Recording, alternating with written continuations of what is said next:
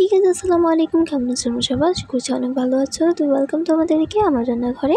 তো গাইজ আজকে আমি তোমাদেরকে আনারস মাখা রেসিপি করে দেখাবো, আর তার সাথে থাকবে মিষ্টি একটা ড্রাগনটা কেনা ড্রাগনটা অনেক মিষ্টি ছিল। তো চলো দেখে আসি এত লোভনীয় সাথে ভর্তাটা আনারস মাখাটা কী করে করলাম। প্রথমেই নিয়ে নিয়েছি একটা ড্রাগন, দেখো কতটা সুন্দর একটা লাল ড্রাগন নিয়েছি। এখন ড্রাগনটাকে কেটে নিব। দেখো কত লাল ড্রাগনটা, গাইজ বিশ্বাস করবে না এটা কেনা ড্রাগন, আর এত বেশি মিষ্টি ছিল।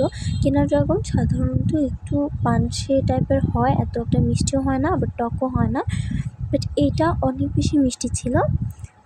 দেখো কতটা সুন্দর লাগছে ড্রাগনটা। এই তো আমার ড্রাগন কাটা খুব তাড়াতাড়ি ড্রাগনটা কেটে নেওয়া কমপ্লিট। এখন আমরা আনারসটা মাখা করে নিব। চলো আনারসটা মাখা করে নেওয়া যাক। তো আনারস মাখা করার জন্য প্রথমেই এখানে আমি একটা আনারস নিয়ে নিয়েছি, আর তার সাথে নিয়ে নিয়েছি 3টা শুকনো মরিচগুলো আমি চুলায় এরকম করে পুড়িয়ে নিচ্ছি। আসলে ভর্তাতে কিন্তু শুকনো মরিচ, পোড়ানো যে শুকনো মরিচটা হয় সেটা খেতেই বেশি ভালো লাগে। তো তার জন্য আমি গ্যাসের চুলায় এরকমভাবে পুড়িয়ে নিই।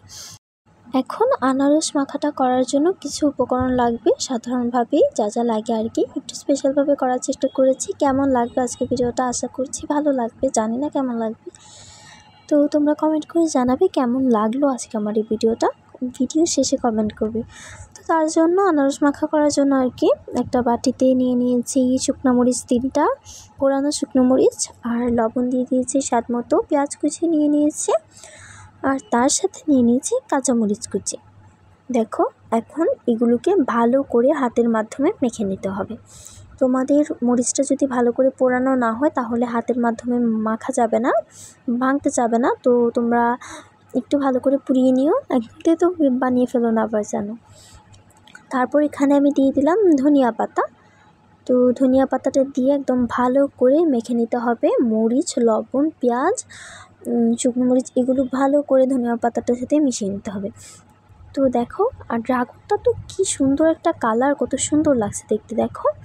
আর এই ভর্তাটা কিন্তু তোমাদের অনেকেই শুধু ভাতের সাথে খেয়ে থাকে। এখন যে ভর্তাটা তোমরা দেখতে পাচ্ছ এটা শুধুমাত্র এটা, কোনো কিছু নয়, আনারস না আর একটু পেঁয়াজ রসুন কিচ্ছু নয়, ঠিক এরকম করে ভাতের সাথে খেয়ে থাকে।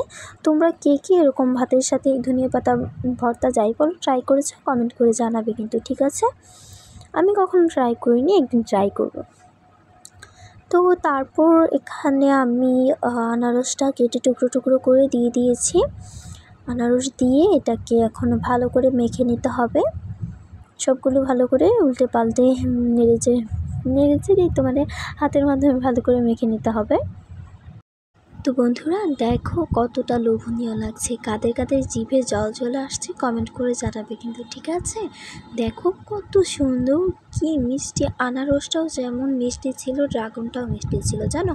আনারস একটু টকটক কেমন যেন হয় না, কিন্তু এটা একদমই ওই রকম ছিল না, অনেক বেশি মিষ্টি, অনেক বেশি মজাদার ছিল। এরকম ভর্তা করে খেলে কিন্তু যাদের আনারস একদমই পছন্দ না তারাও পছন্দ করবে। তো ট্রাই করে দেখতে পারো।